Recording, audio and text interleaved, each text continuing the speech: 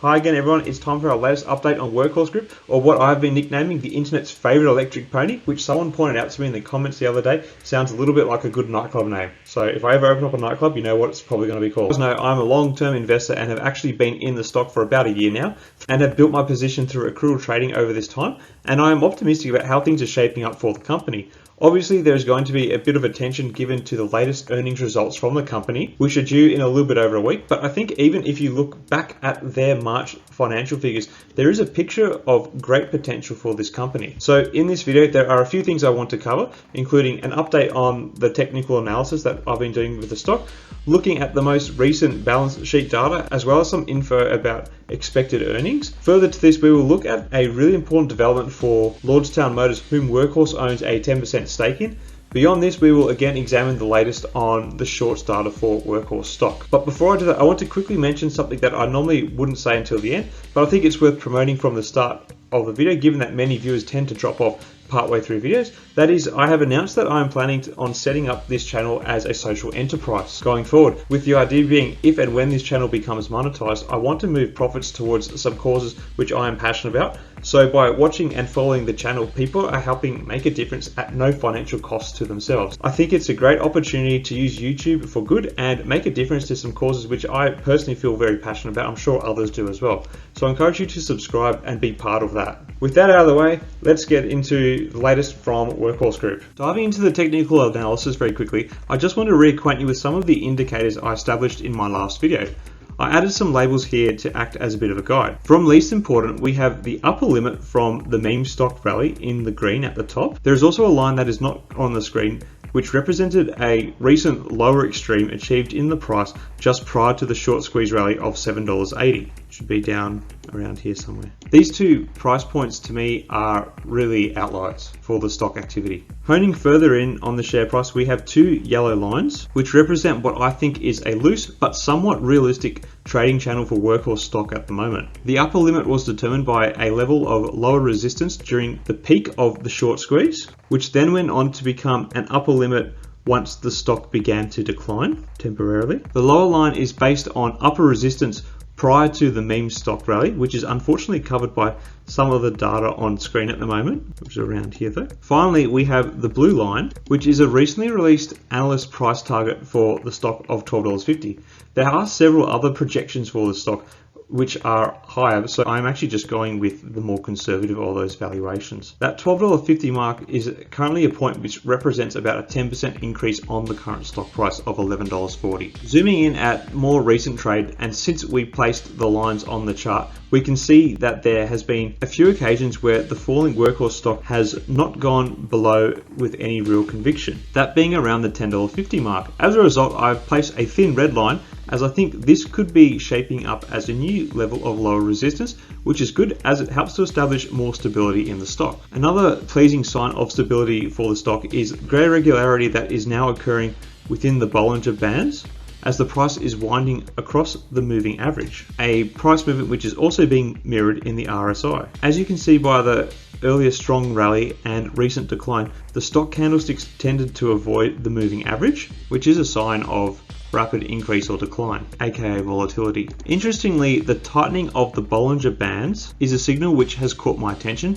They have been narrowing for much of the last week, which is a sign of a potential stock breakout. However, it is still worth pointing out that the upper and lower Bollinger Bands reflect price points of about 8% either side of the moving average, which is still a significant gap. But I guess the point I'm trying to make here is that there is definitely a narrowing of these bands.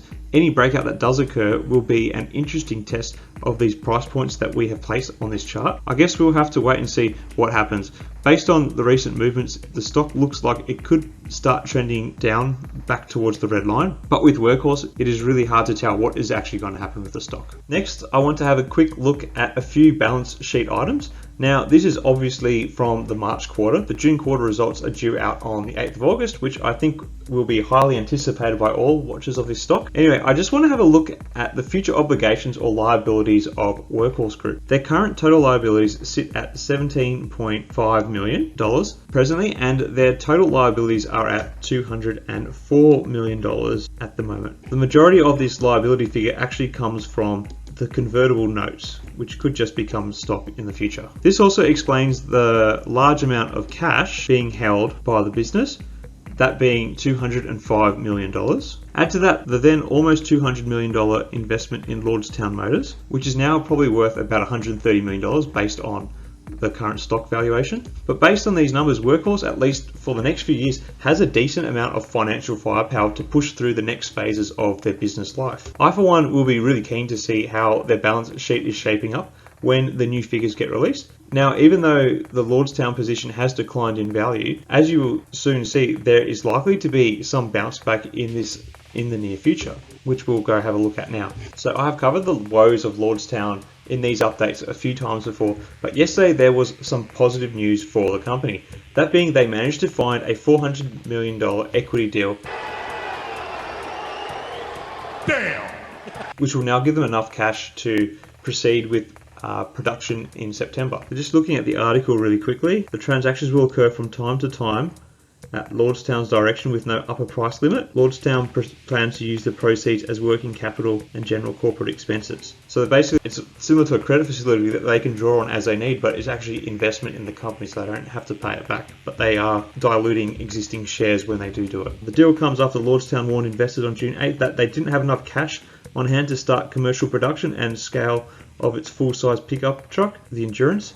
It signaled it might also be out of business if it did not secure funding. However, a week later, the company changed course and said it had enough money to begin production and expected to build between 15,000 and 20,000 trucks through May 2022. And then it goes on to say a little bit about investigations going on in the company. So this is good news for RIDE, or Lordstown Motors, and gives investors greater confidence of their electric pickup, or as we call them here in Australia, a ute, to begin manufacturing as scheduled in September. I'm actually really excited about those expected production numbers. If those numbers are in fact realized, that is some big numbers for a 9-month period when you just commence manufacturing. While this equity deal will dilute Workhorse's 10% stake in the company, it will hopefully bring more value to the stock in the longer term. That is, as long as Workhorse holds their equity position in Lordstown Motors for beyond the period that they are legally bound to hold it for. Back to Workhorse Group, as we mentioned earlier, there are some revenue forecasts coming out prior to their results release. As the headline reads, expectations of $5.19 million in sales are expected for the June quarter. The article compares these figures to the same quarter last year, which saw sales of only $90,000. And if you were then to look at Workhorse's most recent income statement in their March quarterly report,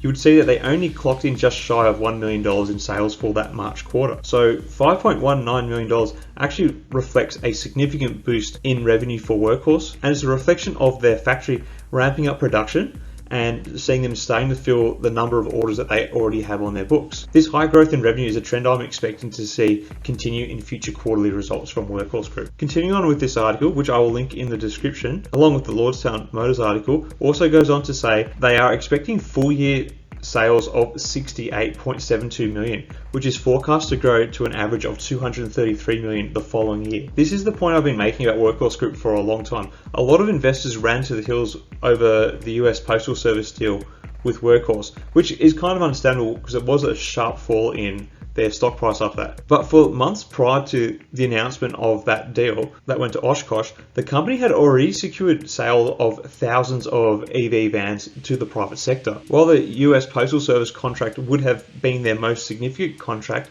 and was the root cause of the speculation driving up the stock price prior to its huge decline, Workhorse had already had a lot of interest from the private sector, numerous parties which had already committed to significant orders. I guess the key thing to look out for going ahead is how close will Workhorse come to meeting these earnings forecasts this quarter and in future quarters, and will they be able to secure more orders as they ramp up production and capacity. Just very quickly, looking at the short starter, we can see that Workhorse has slid down the rankings of most shorted stocks. It now sits at 10th on this list, which it was topping about a month ago. Interestingly, the overall percentage of the float shorted has increased by about 2% from when I did my last update last week, and it now currently sits just shy of 36%. I think the slide in its ranking on this list is probably on account of short sellers placing bets on an array of other potential short targets as we navigate through company earnings season. The slight uptick in the shorting data for Workhorse Group is also reflected in the record high short trade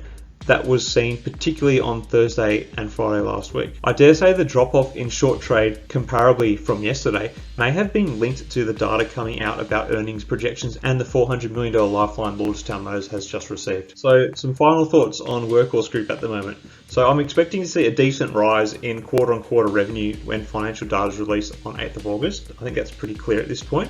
And it looks like there is a great runway for further growth in the future. The $400 million lifeline that Lordstown Motors received from the hedge fund is really positive news for Workhorse, and it means that RIDE can commence manufacturing as planned in September. So this will be a huge boost to a major balance sheet item for Workhorse Group, hopefully. While the short interest remains strong on the stock, I have a feeling that strong earnings figures may reignite another short squeeze on this stock. So coming into August, we could be up for some more volatile trading of the stock. Anyway, what do you guys think? Is it a good time to buy Workhorse Group? Do you think their earnings will be in line with expectations? Let me know in the comments below. If you found this video interesting or useful, I would encourage you to leave a like. It's a great way to help out a small channel like my own. Also, if you want to see more Workhorse Group or other stock related content, I would encourage you to subscribe to the channel if you have not done so already. And also, I've already spoken about the social enterprise approach I'm planning on taking with the channel going forward. So I'd really love to have as many people support that as possible. So if you do, I really appreciate that. Anyway guys, thanks for watching. I will see you all again next time. May the markets trade in your favor. Cheers.